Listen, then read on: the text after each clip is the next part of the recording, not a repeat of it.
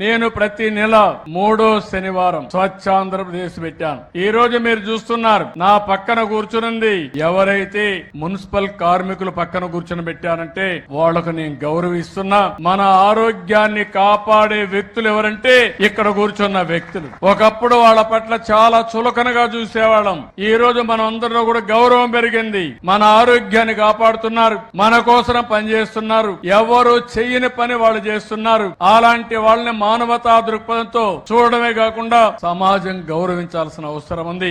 ఈ విషయం మీరు గుర్తుపెట్టుకోవాల్సిన అవసరం ఉంది.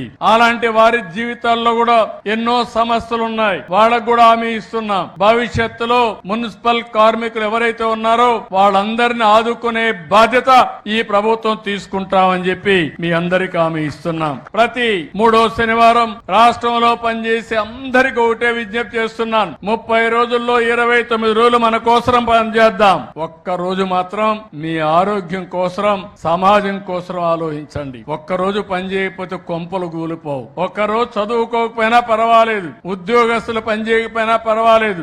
అందరినీ ఒకటే చెప్తున్నాను, మీ పరిసరాలు శుభ్రంగా పెట్టుకోండి. ప్రతి ఒక్కరు ఇల్లు శుభ్రంగా ఉండాలి. ఇల్లు శుభ్రంగా చేసి ఇంట్లో చెత్త తీసుకొచ్చి వేరే వాళ్ళ ఇంట్లో వస్తే మంచిది కాదు, రోడ్డు మీద వేసినా మంచిది కాదు. ఈ విషయం గుర్తుపెట్టుకోవాల్సిన అవసరం ఉంది. మేము ఈ రోజు చెప్తున్నాం, పొడి చెత్త అదే మరిగా ఏదైతే తడి చెత్త ఈ రెండు సెగ్రిగేట్ చేయమంటున్నాం. మీ ఇంటికి వచ్చే మున్సిపల్ సిబ్బందికి సెపరేట్ చేసిస్తే చాలా వరకు ఉపయోగపడే పరిస్థితి వస్తుంది. ఈ వీడియో నచ్చితే లైక్ చేయండి. అలాగే మా ఛానల్ ని ఫస్ట్ టైం కనుక చూస్తున్నట్టయితే ఇప్పుడే సబ్స్క్రైబ్ చేసుకుని పక్కనే ఉన్న గంట సింబల్ ని యాక్టివేట్ చేసుకోండి. అప్పుడే మేము పెట్టే ప్రతి వీడియో మీకు నోటిఫికేషన్ గా వస్తుంది. అలాగే ఈ వీడియో పూర్తిగా చూసినందుకు ధన్యవాదాలు.